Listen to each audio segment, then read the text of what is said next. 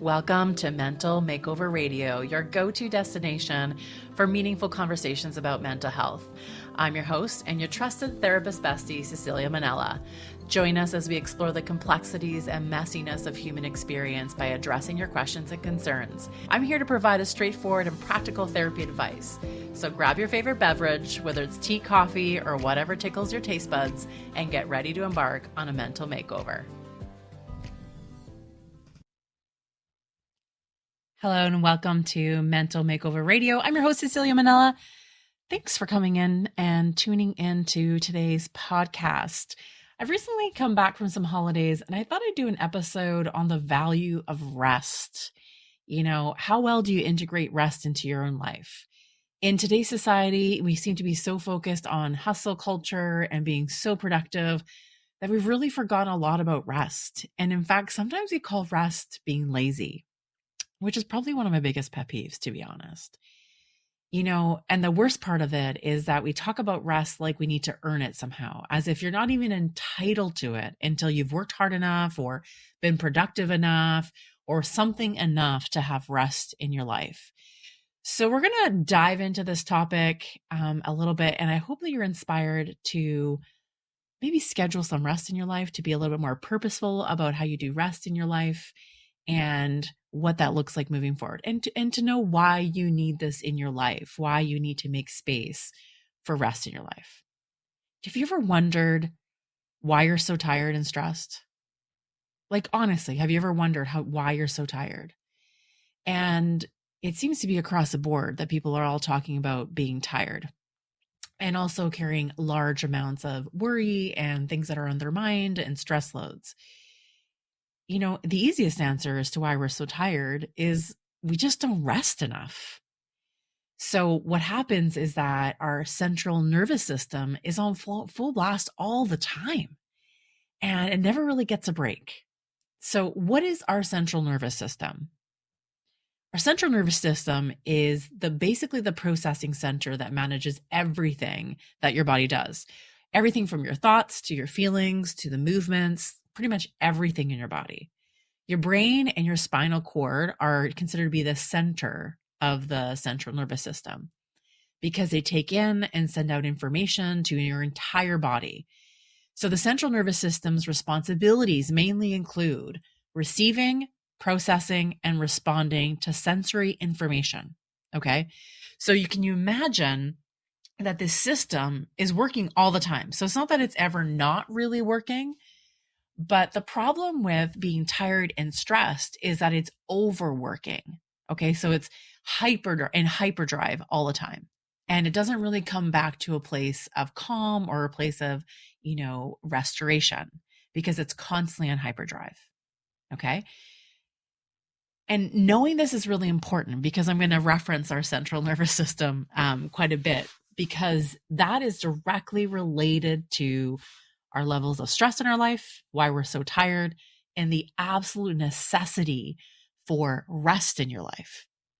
Now, what I want to do is just let's go back in history just a little bit and let's talk about human history, just as humans, who we are.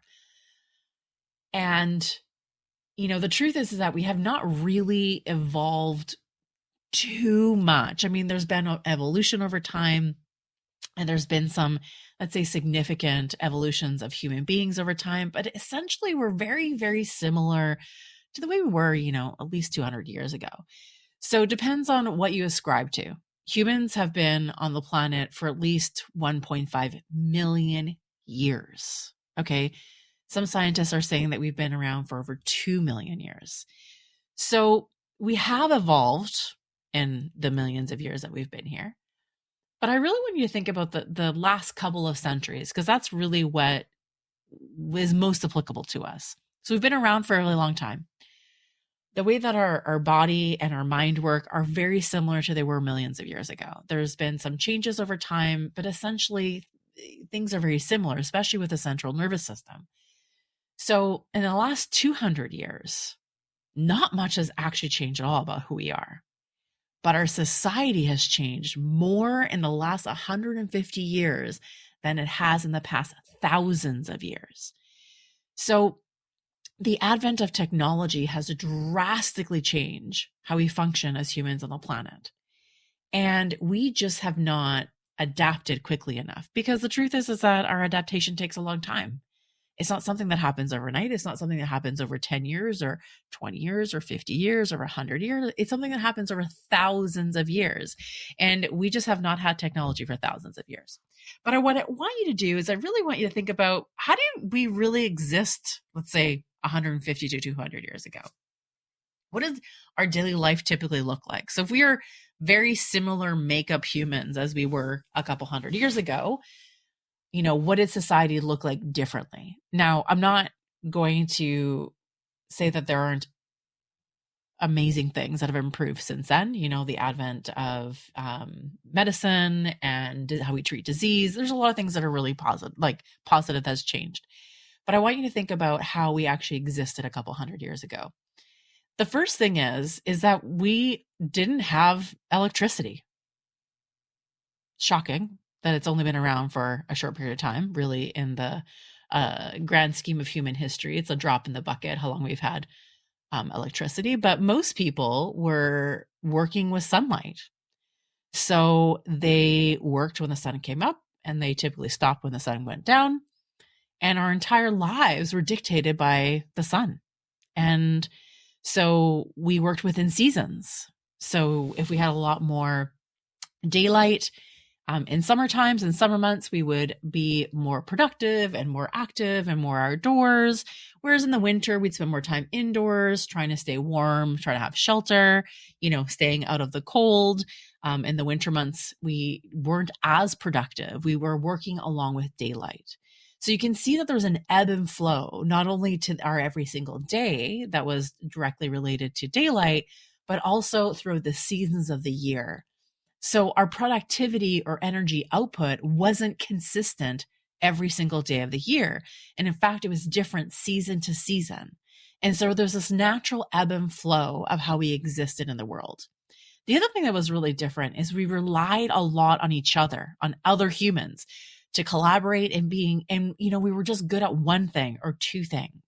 There was not really an expectation to be good at everything, right? We were acceptable to be an apprentice, let's say, of a trade. Let's say if I wanted to be a baker, I would apprentice with the village baker, the town baker. And this is what I would do. I would spend all my time apprenticing with a master baker, learning all the skills and all the, wisdom that the master would be able to provide for me. And I would focus on being a really good baker. And maybe I might have another skill. Maybe I'd be really good at woodworking or something, or building things. And that would be pretty much it. I would be known for this one or two things that I'm really good at. And other people in the village or town would be good at other things. And because of this, we would collaborate and would have to rely on each other to access different skill sets. So we had to have these connections or interconnected relationships with other humans all the time in order to survive. So this is a snapshot of life look like. Now, there was a lot of things that have improved, like I said. And one of those things comes with technology. And the many ways in which technology has improved our lives, it's also really complicated our lives. And it's complicated them above what we've evolved to manage. I know that we love to think that we've evolved enough to manage technology, but the truth is, and the research shows, that we don't. Research shows that we have no idea how to really manage technology, and technology activates our central nervous system and keeps it at a really high level. So what happens is that we have devices that mimic sunlight. And what that does is it keeps our brain awake, which keeps our central nervous system functioning on high alert because it thinks it's daytime, even though it's nighttime. And it gets in the way of producing our melatonin, which is our natural sensation of being sleepy and wanting to go to sleep. So technology has really complicated our lives. Not all of it's negative and not all of it's positive. It's just created a lot more complications that we are not really equipped to know how to manage. We do our best, and I think that we're kind of floundering along the way, but the truth is that technology is moving way faster than we can possibly even grasp it. So the thing to remember is that we're just not meant to be on all the time. Our central nervous system is not meant to be functioning at 100% all the time. It's supposed to come to a place of calm in which we don't have that easily anymore. So this is where rest comes in. So rest is supposed to be a natural state of being, not something that we have to earn. Okay, this isn't an earning thing. This is a natural thing that happens. It's an ebb and flow of the energy output that comes with some rest. So in order to have energy output at a high capacity, the back end of that is that those rest that comes with it. So if you really think about your life, and if you were to audit your life on the energy output you're putting out, so everything you have to do, everything that's on your list, your work, your job, your parenting, relationships, everything that's output, how much rest is on the back end? And I'm going to guess that you are going to be like most people and have very low levels of rest. And in fact, sometimes might feel shameful about the rest or guilty about the rest or judge yourself for the rest, calling yourself lazy or calling other people lazy without really seeing it as part of the whole picture of what it means to be a human being on this planet. Now, what is the value of rest? Why do you need it? Why am I promoting you to have more of it? There's many reasons. So the main reason is rest allows our central nervous system to calm down a little bit.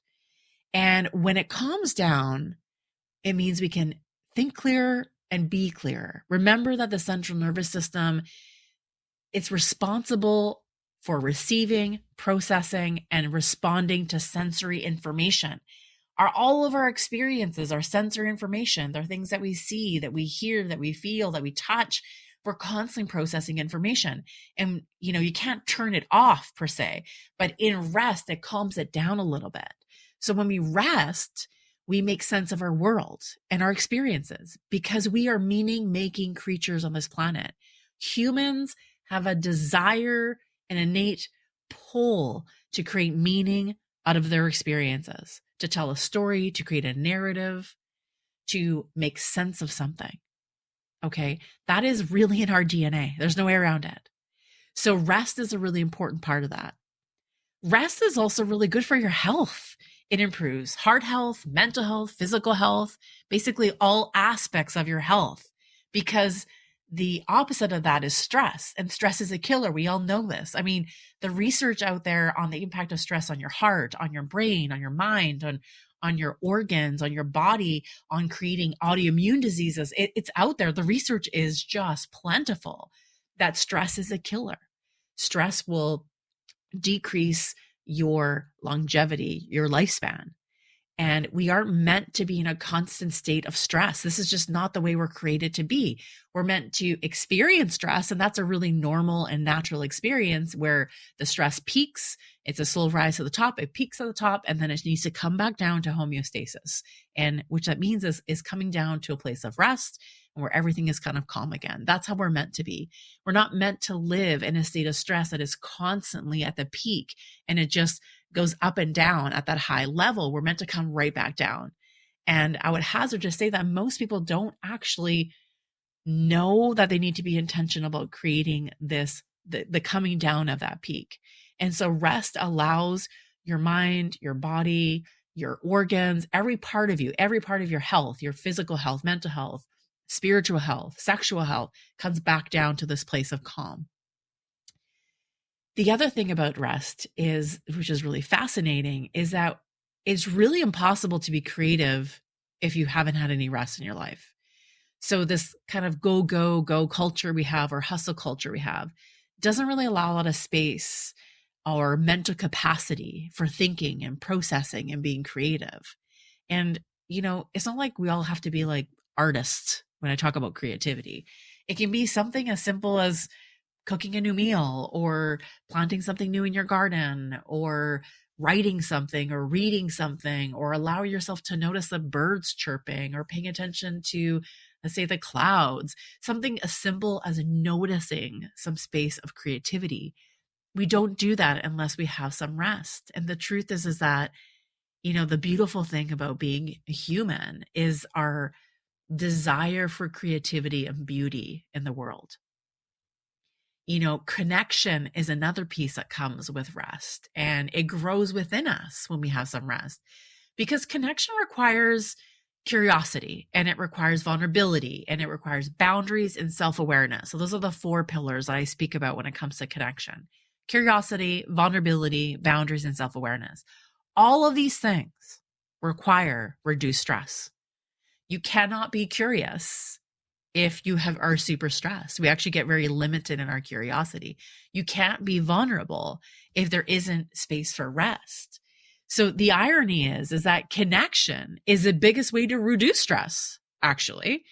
So, but you need some downtime and rest to actually build that connection, right? So connection is a resilient thing to have in your life. It protects you from stressors. It protects you from, feeling really tired. Connection is think of it as like a booster shot, right? Against all these things that come with stress. And so connection requires a little bit of rest for you to have some time and some space for it.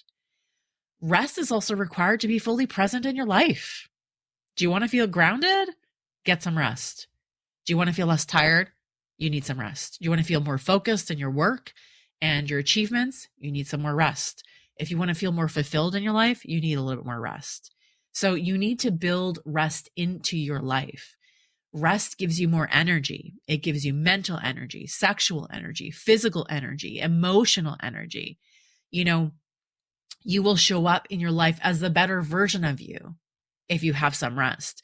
When I work with couples and talking about intimacy, and we're talking about sexual energy, rest is a really big piece of that, because stress and rest are, they're kind of these nemesis of each other.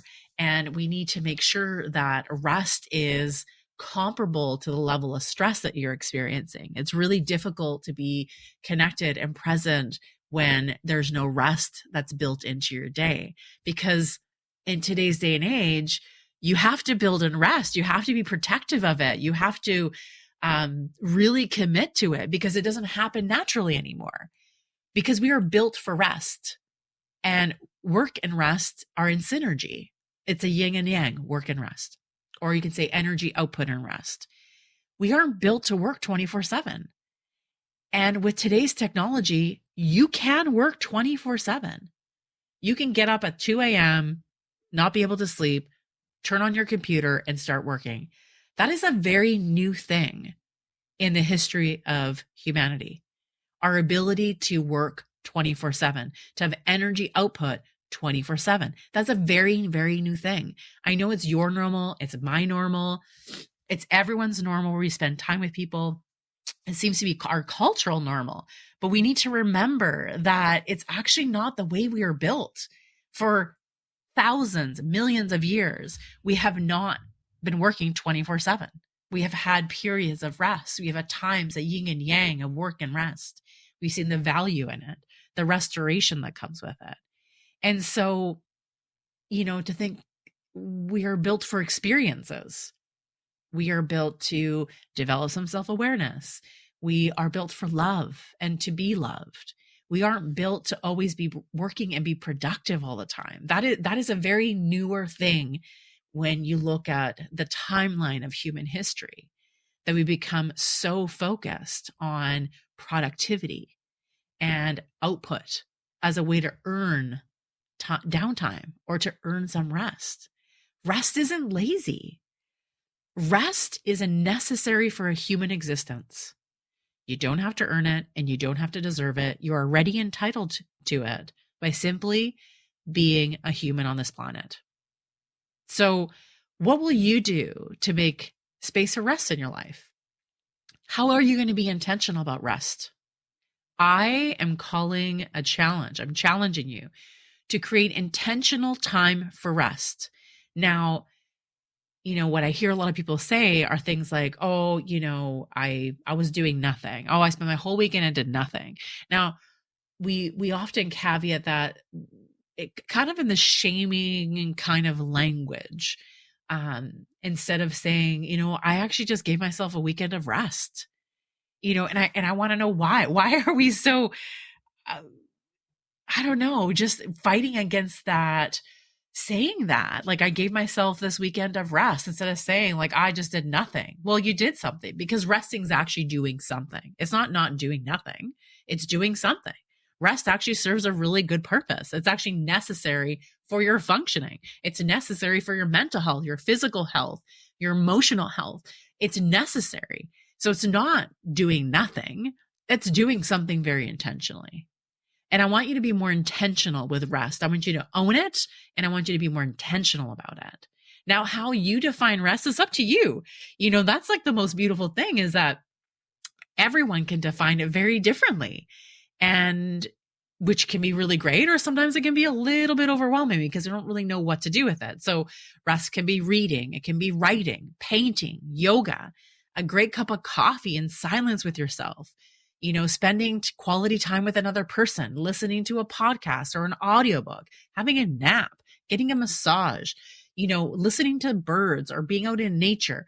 You define what rest means in your life. It's really important that you spend some time deciding what rest means to you, and potentially what some activities would be under that rest umbrella. What is it that is restful to you? What do you find restful? What is valuable to you? And then making sure that you're intentional about weaving that into not only just your weekend, but I challenge you to weave it into your everyday life in some way or form, to give yourself permission to just be human, to schedule it and make it a commitment to it, and see how, small steps of rest can actually make really big difference in your life. The interesting thing about this is the compounding feedback that you get from a little bit of rest. It can actually be really, really big. We often think that we need so much time for rest, and we just don't have time for it. I don't have time to slow down. I don't have time to do nothing. I have to be productive, all of these things to do. But what if it was 20 minutes a day? What if this is just as simple as 20 minutes a day? And I know that you have 20 minutes a day. We all have 20 minutes a day, because I can guarantee you spend more time scrolling on your phone than you would for rest. Now, scrolling on your phone is actually not rest. Scrolling on your phone engages the central nervous system and wakes it up. So we are under the illusion of scrolling as a restful activity, but it's not. It's actually the opposite. It wakes up the central nervous system. It increases cortisol in your body, which is our stress endorphin. It increases stress level in your life. So scrolling does not count. Now, if you were to look at your phone usage, I can guarantee you can grab 20 minutes. So I want you to take up this challenge, and I want you to integrate 20 minutes of intentional rest in your life every single day. And I will guarantee you that this will make a dramatic difference in your life. I just know it will. It's absolutely astounding how rest can actually change your entire functioning. You have 20 minutes. I know you do. If you don't have 20 minutes, you have 10 minutes. And again, if you can't find 10 minutes, I encourage you to look at your phone usage, especially the apps that you're scrolling on, and get rid of those apps. And you're going to regain a lot of time, which you can use towards rest. I hope that you found today's episode helpful. And if you have someone in your life who needs to have more rest or integrate more rest, or would be really a great person to listen to this episode, would find this really helpful, please share the episode with them. I would really appreciate that. If you have a question that you would like to have featured on the podcast, there's a convenient link in the show notes for you to submit your question. I love to hear from listeners and to address any of the topics that are top of mind for you. And I want to answer as many of them as I possibly can. Thanks again for being part of the Mental Makeover community. Until next time, be bold, be brave, be well.